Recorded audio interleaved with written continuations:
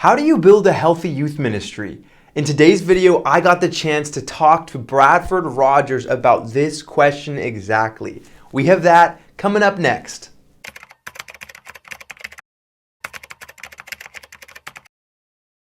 Hey, what's up, everybody? Welcome to That Canadian Youth Pastor. It's Spencer.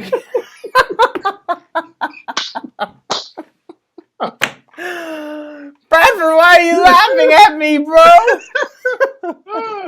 That Canadian. I'm sorry. We're just bros. So it's hard to take you seriously sometimes, but it's all good. It's all okay, bro. I don't need you to take me seriously. Welcome to That Canadian Youth Pastor. My name is Spencer good. Conway.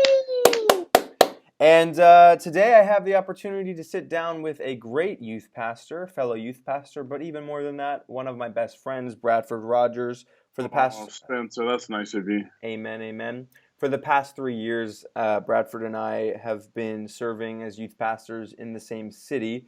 Not anymore, unfortunately. I am very sad about that. But there's grace for his race, right?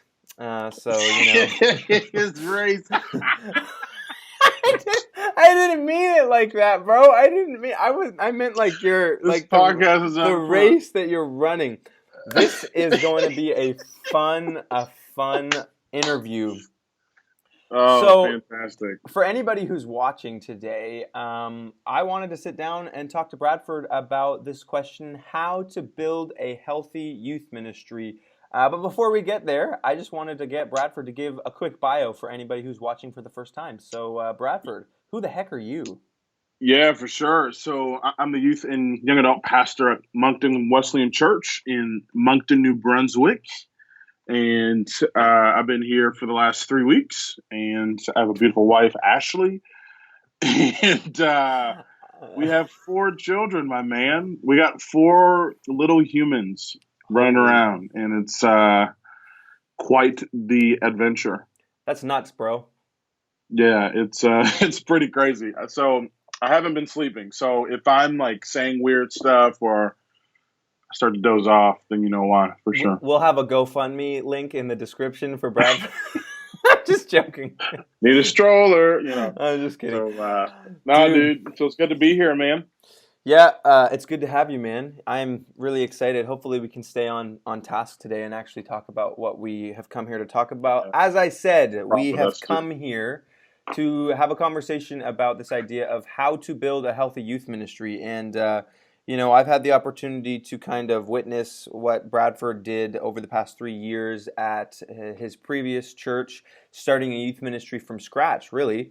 And you didn't build a perfect youth ministry. Of course, nobody can build a perfect youth ministry. But I think that it's fair to say, definitely from my experiences, from my conversations with you, that over the 3 years, you definitely built what we could call a healthy youth ministry. And I think that's what most youth pastors' goal is. We want to build a healthy youth ministry that is connecting students into a community where they can become disciples of Jesus and all of that stuff. So, my 2 big questions that I wanted to ask you, and maybe we'll start with the more so negative side of things first.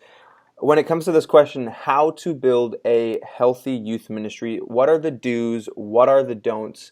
From your experience this past 3 years, could you share some of the don'ts? What are some of the things that you want to avoid, some of the pitfalls that maybe would stand in the way of some youth pastors as they try to build a healthy youth ministry?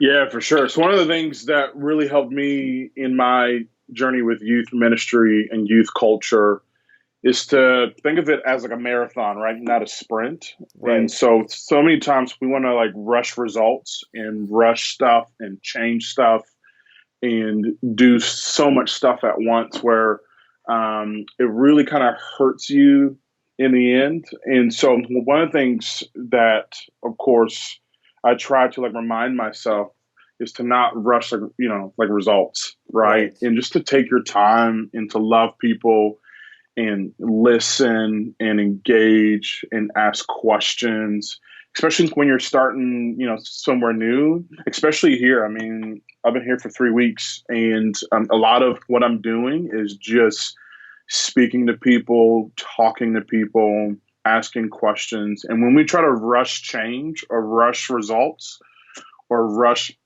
initiatives, it does more damage than good. And so one of the things that I would say to don't do is to not rush, and just to like enjoy the process and enjoy the season that you're in. And I know like a lot of us, including like myself, we want like the biggest, the best. We want this to happen. But I think there is I think there's like a power in just to honor the process and just to enjoy, That's awesome, man. That's Yeah. awesome. One of the things also is to don't prioritize the program over people. That's good. Oftentimes that we spend so much time trying to invest in the program and in the structures and the systems and the vision, which is good. But I think what I've learned is to try to keep on just loving people and to keep people first, because oftentimes I think we all kind of have that whole temptation to love the program over people, right? Mm-hmm. Want the best program and that type of thing. But I would say don't do that, because people will know that very quickly what you're doing. So yeah, Well, yeah, and very quickly people can, potentially start to feel jaded if they sense that you're kind of just using them as a, I don't know, a little puppet on your way to what you want. And yeah, for you sure. don't want your leaders or your students to feel like you're just using them because you No, want to have the great youth ministry. exactly. And so like it starts with us, right? To saying what's important, and again, it's not to rush results. But to really like to take your time and to make sure like your people and your leaders and your team just really know that you love them. Hmm. Yeah. So Cool. Awesome. Are there any other things that you've learned in terms of, maybe what to avoid or what not to do? yeah, another thing, probably along the same lines as to not like control too much. Uh, the earlier you start to give away stuff and like you allow people the space and the freedom to have more power and to have more leadership, like the better. I mean, and again, when you're starting like from scratch, there's like an element where you kind of have to be like the driver of the vision and the driver of the culture and the driver of what you want to see. But the earlier like you start to kind of begin to not have so much like control, I think the Right. better like you'll be. Yeah. Yeah. And this is like a huge thing that I've been working on because in my context, in my situation, I was shadowing an interim guy, and I was kind of in an assistant role. And when I jumped Hmm. into the lead role, I had not thought that given the extra responsibilities I was now taking on as the main youth pastor, um, Yeah. I had not thought that it would be wise for me to make sure that some of that extra stuff that I was already doing as sort of the assistant guy, I should figure out how to delegate that Yeah. and empower some other people to do that. So it led to a lot of moments in my first couple months of youth ministry where I felt stressed and I felt overwhelmed and I felt For sure. For all of these sure. things. But as I've been learning over time to empower, to delegate, it's been making a huge difference in our ministry, and it's something that you just have to stay working at. Because I even find within my own ministry, it's easy to revert back to that place where you start trying to do everything. But it's good to not just delegate tasks. It's good to delegate authority as well. Because if all you're doing is delegating tasks, you're going to For create a sure. bunch of followers. But if you learn to delegate For sure. authority, you're going to build not just a team of followers, you're going to build a team of leaders. And so that's awesome. Absolutely. Absolutely. That's awesome, And bro. like we desire, of course, excellence. And that's me, right? Like one of the things that's hard for me, like to give away like authority, well, like you said, is the desire to be great and to have like a great program. And so AJ Thomas, shout out to my old pastor. he would say this thing called messy success or something like that, where it's like it might not look the way that you want it to look, and that person might not perform the way that you would like perform. But the idea is that you are entrusting them with that power shows huge about your health. And so anyways, yeah. So that's a little thought. So awesome, man. Well, why don't we transition into some of the more positive sides of things? Over the past 3 years, you've learned a lot in terms of not just what to avoid and what not to do, but you've learned a lot in terms of what is important to focus on and what is important to implement. Just can you talk a little bit about things that you've learned over the 3 years that you were at Deepwater with Riptide? What would be some great do's for youth pastors or youth leaders who are watching, regardless of their context? Like, what are some good things that we could focus on if our heart is to build a healthy youth ministry? Yeah, well, I'm no, expert, but one of the things that I think would be a great start, and it's something that because of course, when you start, it feels like you have no idea what you're doing. I'm not sure if you have Really? those moments. Really? There are those Really? moments where you're like, I have no sweet clue.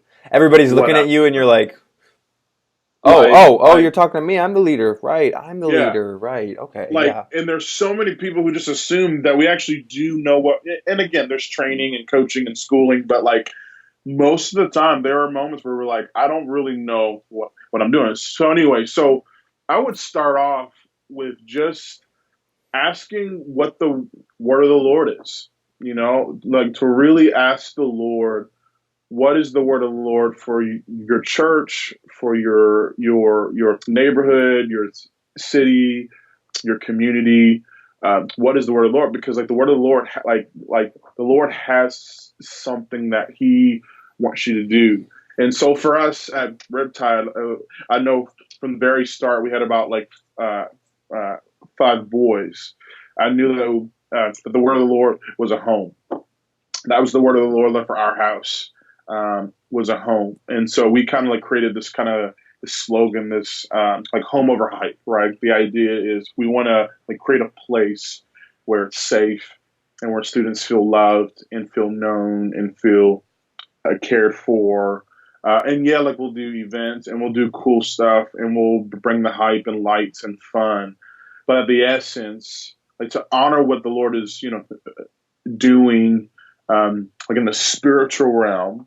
What can we do to kind of co-partner like with Him and what He's doing in our house and in the city of Halifax? And so that was the word of the Lord, like for us and for home. And so that was the vision since day one, was to create a space where students can feel loved and accepted. So I would start there.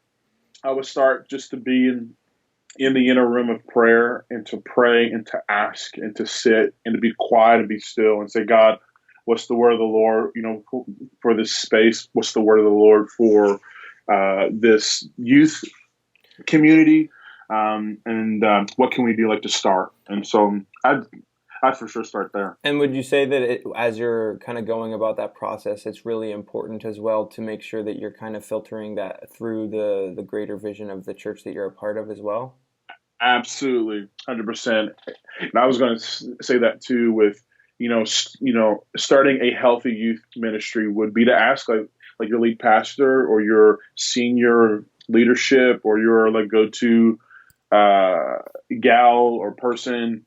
Just say, hey, like, what's your heart for this? Right.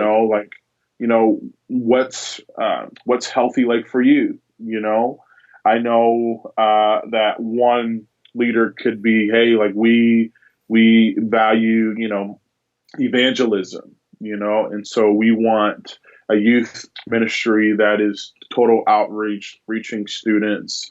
And then one leader might be, dude, like we want small groups and we want to be like relational and we want to kind of be small group led and small groups that are, missional, transformational, and that type of thing. So yeah, so it's for sure through that, like discerning like the heart of God through the heart of like your lead pastor. Yeah, I'm big on that. I think I read a quote the other day. I think it's like a John Bevere quote or something, and it said something. I think it. I don't. I'm gonna butcher it, but it said something like when there's two visions, there's division. Yeah, You know, that's and right. I'm a big believer that as like the Right. youth pastors in a church, like obviously we need to submit to the leadership and the vision Sure. of our church, and I don't really see my job as the youth pastor. I don't really see myself as a visionary per se. I see myself as a translator. I'm trying to translate the vision That's good. That's of good. the church as a whole into our Yeah. youth ministry and create a youth ministry that's not just becoming its own thing on the Mhm. side where you know you have your own culture and your own mission and Yeah. your own vision and we're the youth group, we're the awesome youth group over here. Absolutely. We want to we you know Sure. Yeah. we want to have a youth ministry that the church I'm a part of, it's Rock Church. I'm Yeah. really cognizant. I want, as much as our youth ministry is called Shiloh, like I want to get to a point where the youth understand, like, really, we're Rock Church. Like Shiloh is a part of Rock Church, but Shiloh is not a distinct thing. It's we're a part of Rock Church. We're a part of the Absolutely. vision and the mission and if you know if our lead pastor senses that God is placing something specific on his heart as it pertains to 100%. the direction of our church, we are hopping on the train. We're moving along with him, and I think that's just really important for youth pastors to get because you'll probably It save yourself is. a lot of frustration if you So just true. learn to submit to the vision of the house that you're a part of instead of you know, constantly being critical and thinking that your little vision for your youth ministry is better than your lead pastors or something like that. Sure, for sure. And honor and respect is huge in the kingdom. And so like to honor like the lead pastor in the best way possible and just to bleed what he bleeds or she, you know, love what he or she loves, pray how, you know, he or she prays in a sense of like passion and faith. And so that would be huge, like to starting well, you know. Cool. So we want to obviously make sure that we take time in prayer, seeking God Yeah, regarding some of the directives He might have for our ministry and whatever context we find. We want to make for sure sure. that we are, you know, filtering that through the leadership. We don't want to obviously be heading in a direction that's opposite the direction that the Lord already kind Sure. of has the church and the leadership heading in. Hmm. These are really good things to consider right at the start. But Yeah. as the bus gets going, as the Hmm. train starts moving, and we're getting into the flow of the year, we're getting into the rhythm of the seasons and doing ministry. What are some do's that we should be focusing on in the midst of the ministry itself as things really start moving?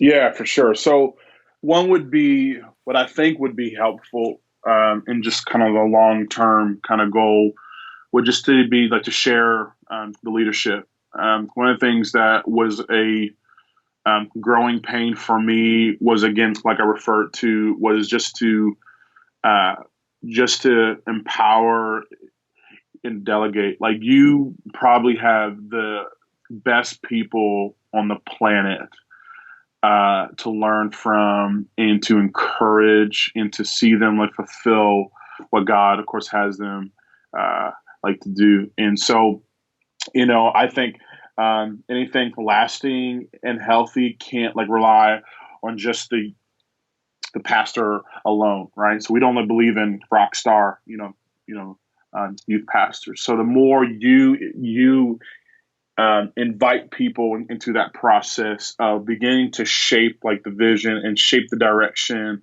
of the youth ministry and to give away like authority and leadership that's healthy.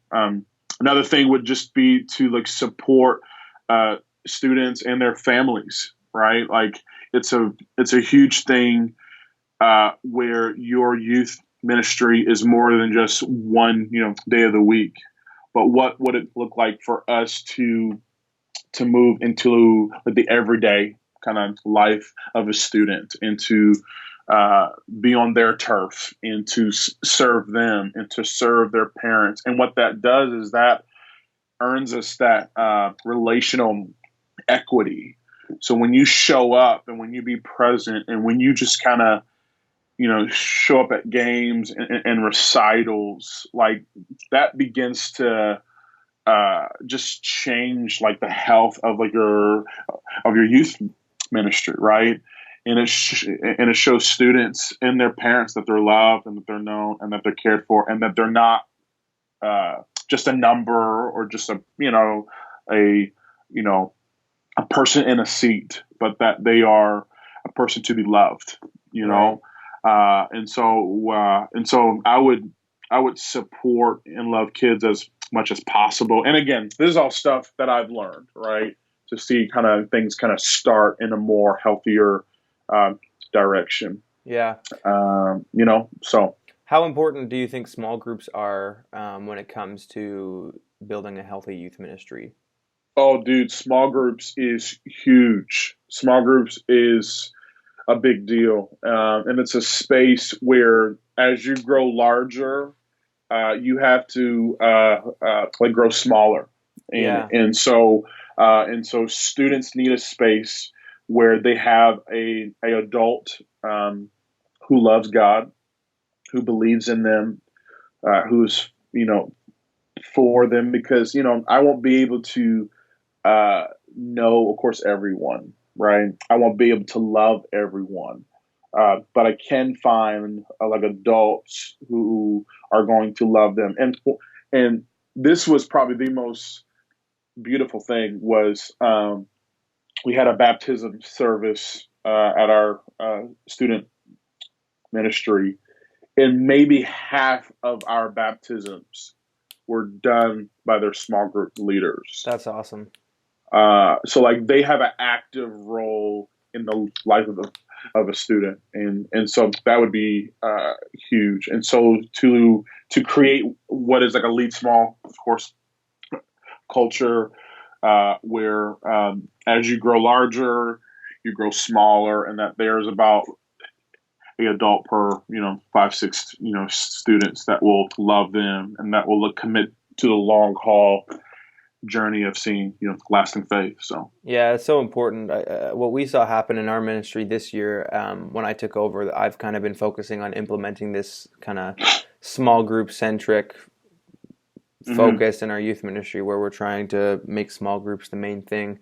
And what we saw is, from a leadership standpoint, really it's helped our leaders begin to actually have more meaningful opportunities to actually minister in students' lives. for sure. Whereas beforehand we were doing the youth church model, where our main youth gathering each week was mainly just a church service. And not that there's anything wrong with that. No, for Obviously, sure. preaching and worship and all of that good stuff is important.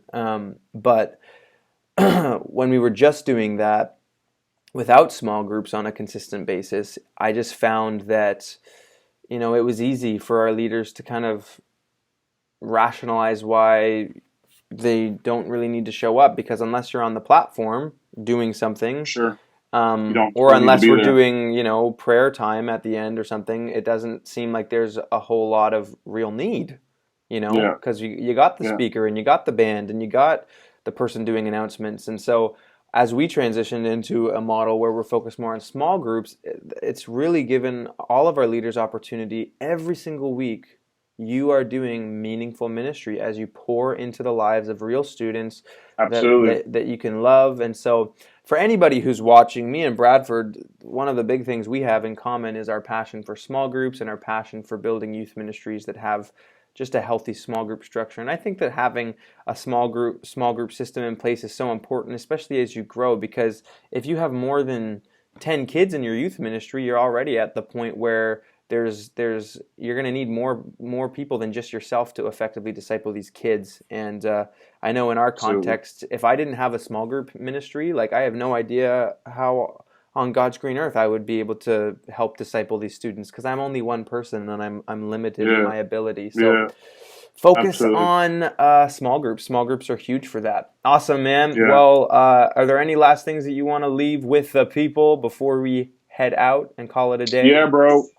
I would just say, like, have fun, enjoy yourself, enjoy the season, and if you aren't having fun, something's not right. So enjoy the season. Remember, things are as healthy as you are. So just stay healthy. Keep your marriage first. If you're married, be a dad, be a mom, love your family, and yeah, man, enjoy the Awesome. journey. Awesome. Well, hey, if this interview added value to your life and your leadership, click the like button. Leave us a comment below. Anything that shut up, Bradford. Leave us a comment down below if you've learned anything in your youth ministry experience about how to build a healthy youth ministry. We'd love to hear from you. We'd love to just hear some of the things that you're going through as you grow as a youth pastor, and even some of the things that you'd be liking to hear from that Canadian youth pastor going forward. So Canadian youth pastor, Bradford, let us know, where can the people find you if they want to continue following you on your journey in youth ministry? Yeah, for sure. So my Instagram is at the Bradford Rogers, and my cell phone number. I'm just kidding. And of course on Facebook is just Bradford Rogers. So. Awesome. Well, thanks, Bradford. Oh, man. We really appreciate you taking the time to chat about this. Thanks for having me, bro. I love you. Love you too, man.